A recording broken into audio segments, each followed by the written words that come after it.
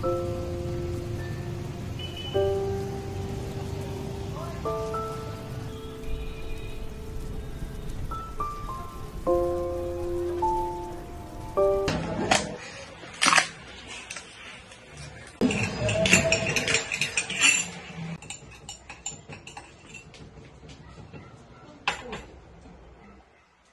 why are you making too much meat? I read that meat is bad for our health and the environment.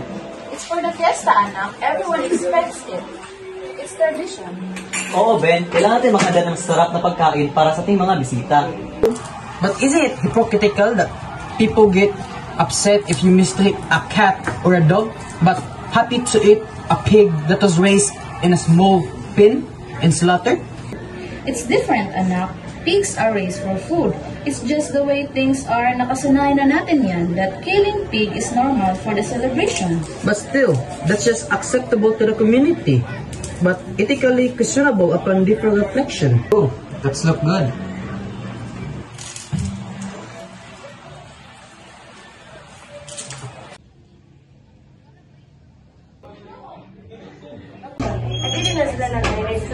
Mga anak, Nay,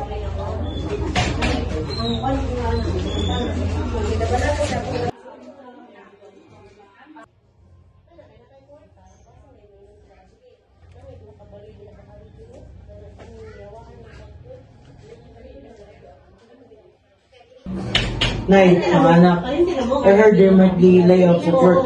You must be prepared. Allah, what should we do? Huwag kayong mag-alala mga apo. We will face this together. Remember, family first. I can help with the bills. I'll take extra shift. I can tutor younger kids and earn extra money. I'll save my allowance.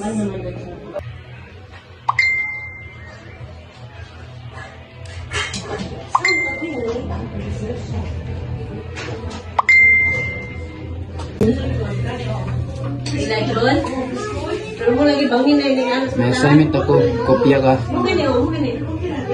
My friends want me to copy his homework. Kuya, you shouldn't do that. That's not right. Everyone's doing it. Still, right is right, wrong is wrong. You shouldn't do that. You're right. I should answer this on my own. What are you doing, Nay? I'm making extra lumpia. Let's give some to Manong Carlos. He's not feeling well. That's a good idea, Nay.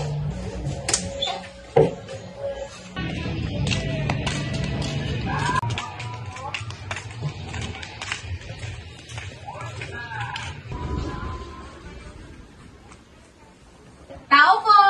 Yes? Manong Carlos, narito ang pagkain para sa iyo. Salamat po, Elena. Napakabait po talaga. Ay naku, wala yun.